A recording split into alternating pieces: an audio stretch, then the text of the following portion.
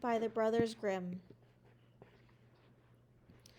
A certain country was full of weeping and wailing because of a wild boar that was ravaging the peasants' fields, killing their cattle, and tearing people to pieces with its tusks.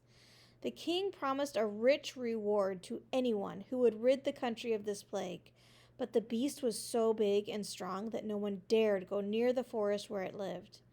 At last, the king let it be known that the man who captured or killed the wild boar should have his daughter for his wife. Now there were 2 brothers living in that country, a poor man's sons. They came forward and offered to brave the danger. The elder, who was clever and crafty, was moved by ambition, and the younger, who was simple and innocent, by goodness of heart. The king said, "To make sure of finding the beast, you will enter the forest from opposite sides." So the elder went in from the west, and the younger went in from the east. When the younger had gone a short way, a little man with a black spear came up to him and said, "I will give you this spear because your heart is pure and innocent. With it you can attack the wild boar without fear. He will do you no harm." He thanked the little man, shouldered the spear, and went on unafraid.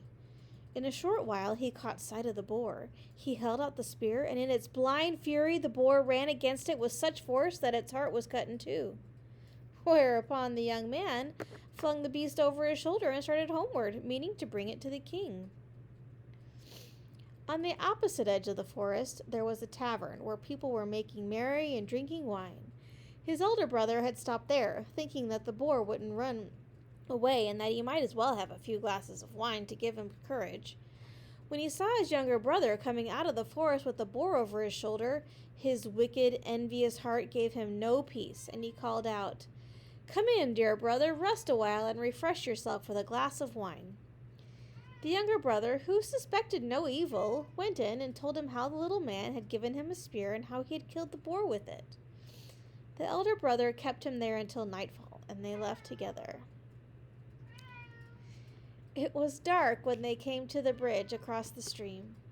The elder brother let the younger go ahead, and when he had gone halfway, he struck him so hard from behind that he fell dead. He buried his younger brother under the bridge, took the boar, and brought it to the king, claiming to have killed it himself. Whereupon the king gave him his daughter for his wife.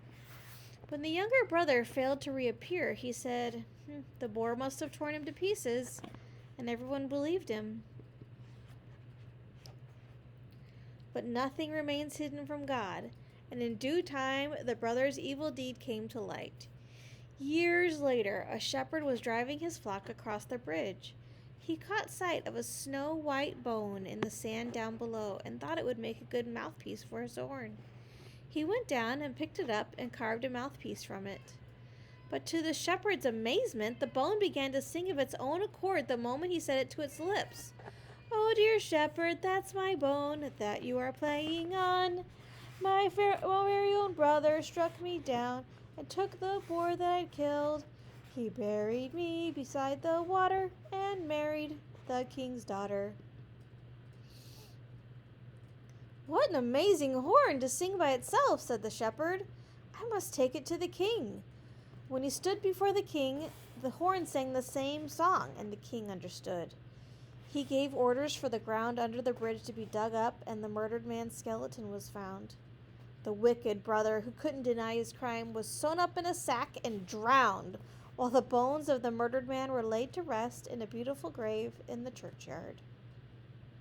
The end.